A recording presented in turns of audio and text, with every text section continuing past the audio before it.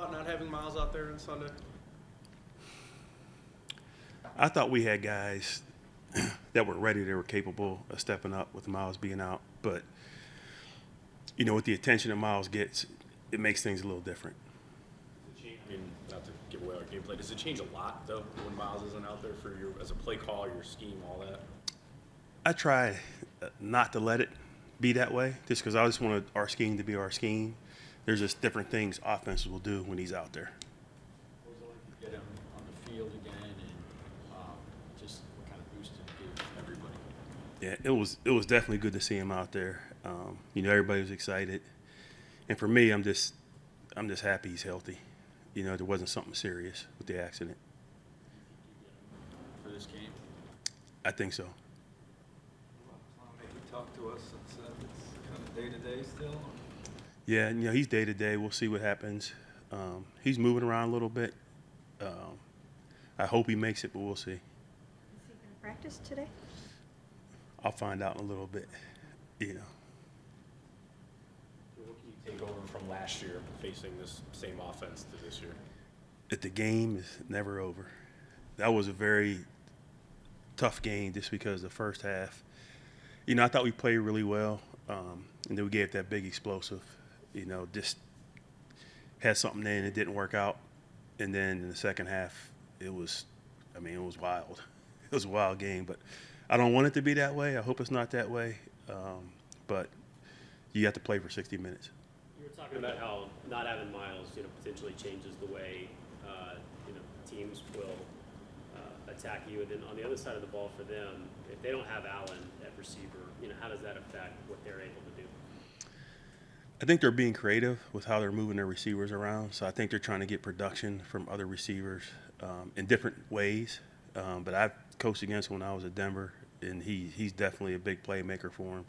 Definitely moves the chains. But you can see they're trying to do things to, cover up for that. So if you guys, when they talk about that 42-yard pass play, have described it as a technique issue. Is that what happened? Yeah, it's really our base defense. It was play action. And what happens when you run the ball that many times, and you're thinking run.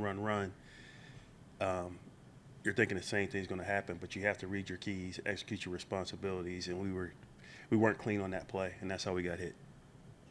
The fourth quarter's been your toughest for your unit.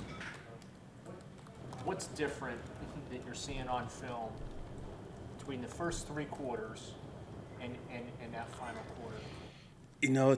It's tough. You just, for us, and I do the same thing. I know I say the same thing to you guys every week, but I always go after the game, we do the evaluation, address our goals, talk about what we did well, areas that we need to improve. And it's going to happen every game. It's the NFL, there's going to be problems. But for us with that game, we made adjustments at halftime, and we got off the field, I think 12 plays the first three series with a turnover. So you're feeling great about the adjustments you made. Then we got in the fourth quarter, and it's just like when the Jets, they came out and they said, we're just chipping everybody, and just all the time. Then these guys just said, hey, we're going to run the ball. So I don't know if our adjustments made them do that, but they just said, hey, we're going to run it.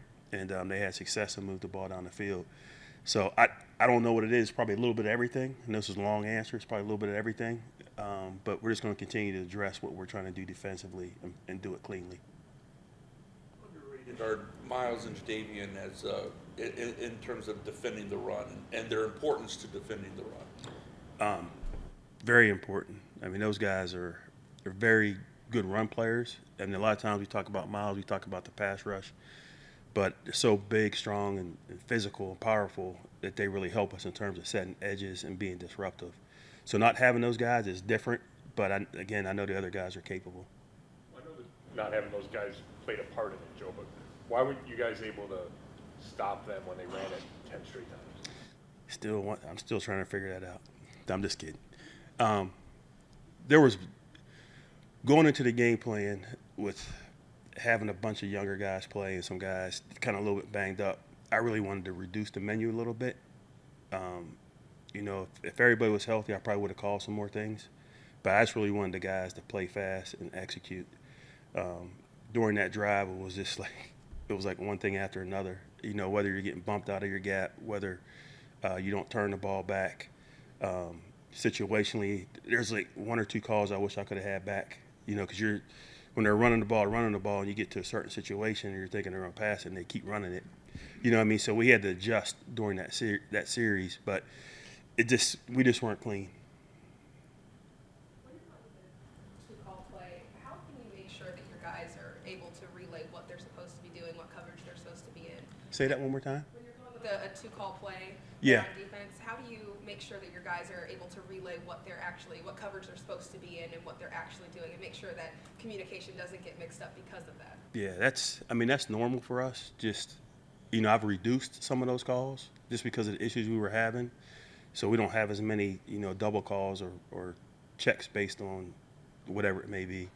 But it's up to them. We do it verbally, do it with hand signals. And again, there's always a sender and there's a receiver, but you have to acknowledge that you got the information. So we work on that. We have crowd noise at practice, and I feel like the guys have done a good job the last couple of weeks. He's able to get back this week. Yeah, we'll see. I think it's good to see him out there on the field. He was fired up. That's what I told everybody. He got fresh legs. He was running around. But I think in his situation, you want to ease him back in. It's different going out there in practice. You can kind of control your tempo, your speed. But when you're in a game situation, you're going full go. So I think we're going to ease him back in, and then, medically we'll make a decision when we bring him back. Atlanta was the first team to really smash mouth you and tried. Yes.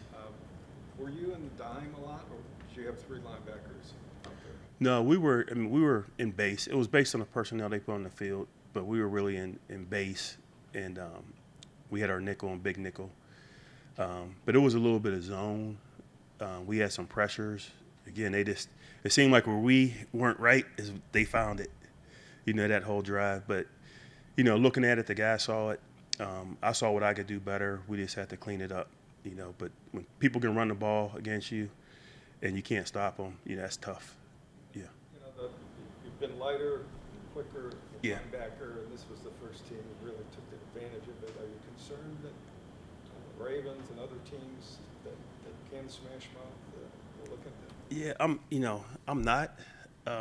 Just because I feel like we have some calls that can put us in position if teams choose to run the ball. Again, there's some things I didn't carry last week. But, in terms of people trying to have those type of drives against us, I hope it doesn't happen again. I think we have enough calls to deal with it, and I think with the players that we can handle it. Are you seeing Justin Herbert significantly limited at all by his injury? What are you expecting from him, and what is he doing well? No, he's a really good quarterback. He has the size. He has the arm strength. He sees the field well.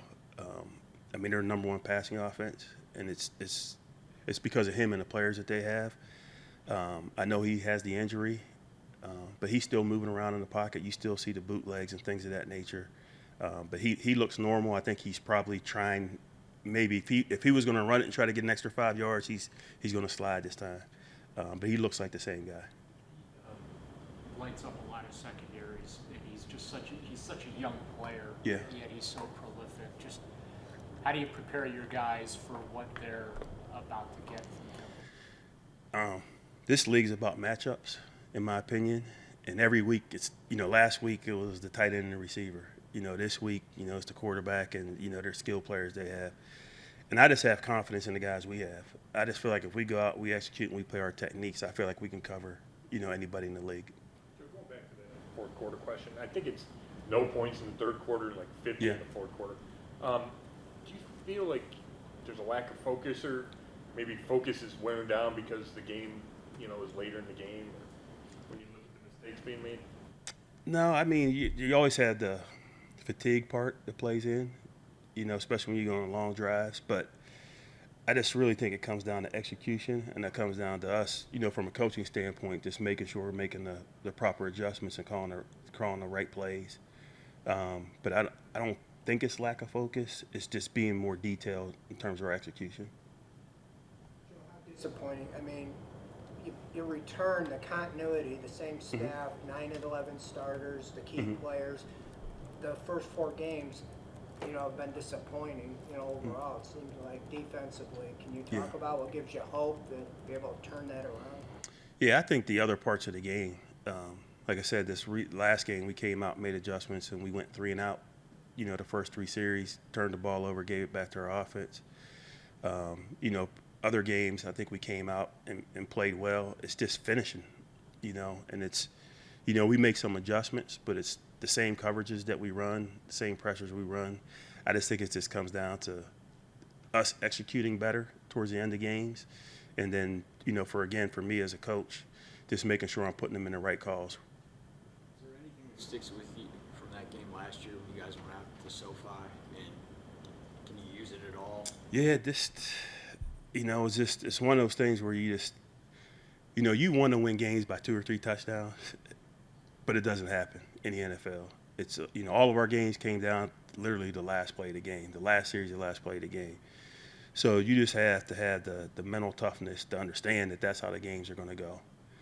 So going back to last year, again, it was first half we got up, felt pretty confident, gave the one explosive, and then in the second half it was like same plays, but we couldn't stop them.